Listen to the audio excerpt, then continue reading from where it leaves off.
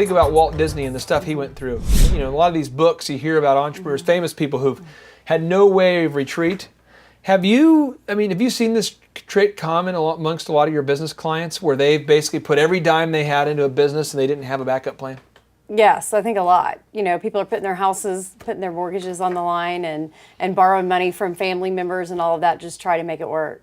I see it all the time, and I want to encourage you, if you're watching this and you're like, I would have to we have to sell our house. Mm-hmm.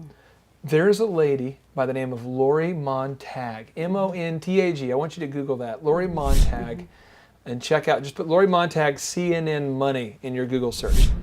This lady's like, she's one of my mentors, and she's like in her late 40s, almost 50, and she was working with me as a consultant for the mortgage company. I brought her on to help with the team, marketing genius. And she decides to sell her house in her late 40s and to move into like an apartment, to take all of the money she has and to buy little rubber band bracelets called zany bands. Yeah. In the shape of little, like, you know, pirate ships and like a boat and a house and a tree and a bird. And then she decides to sell these things. She sold her house. I don't know that I would do that. She sold everything. Sold the house. It was paid for, by the way. Yeah. Turns it all into rubber bands. Her whole life savings is turned into rubber bands. And then she proceeds to sell $60 million of them. Now I'm going to say this, and I'm not arguing with my friend Deidre. But if you approach life as though death is around the corner, sometimes all of a sudden the sense of urgency is there. Mm-hmm. Like, well, if I only had a year left to live, yeah, I would sell my house. And right. And I think that as we get older, we sometimes feel like we have more to lose, and so we play it safer, and therefore we miss on some big stuff. Mm-hmm. And as I've met the founder of Hobby Lobby and the Quick Trip guys and George Foreman, I've discovered that as they've got older, they've continued to not be riskier, but to be more all in. Yeah. And it's a balance. I know you don't want to lose everything.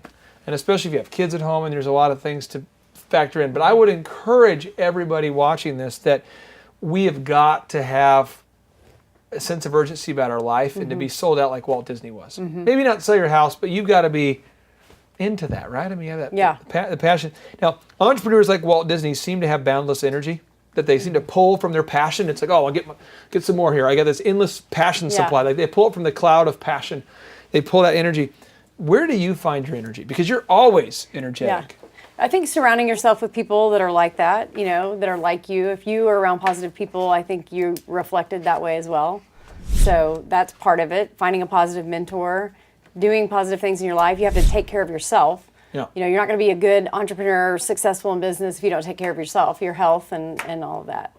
I just will say this. If you are watching this right now and you don't have a whole lot of passion, if you're finding yourself passionless, it's a dangerous place to be. It is. You've got to get up every day and love what you're doing, because you're not going to make money for a long time.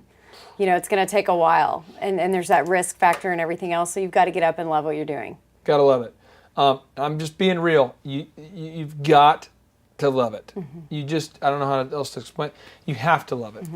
I say love it. There might be parts of it you don't love, but you have to love it overall. It's very important. Now we're going on to my main man, Milton Hershey. Milton Hershey. When I hear the name Milton Hershey, I get hungry. Then I get a little hungrier, and then I reach for a taser to calm myself down.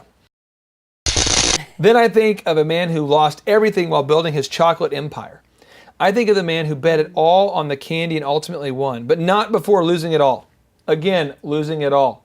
I don't know if I can articulate emotionally without crying here. These people lost it all. Walt Disney lost it all. Henry Ford lost it all. Milton Hershey lost it all. Can you imagine what that would feel like? Perhaps you've already know what it feels like to lose it all. Perhaps this story is what you needed to hear to motivate yourself to get up and go after it again.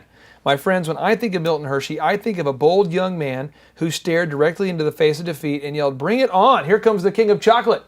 I'm sorry, but I cannot get anything less than Tim Tebow-esque excited when I think about the passion that this guy had to start this company. I mean, it's awesome. So when I go to the store and I see some Hershey's, I get pumped. And I'm hoping that when you go to Disney World, you get pumped. And when you see a Ford car, you get pumped.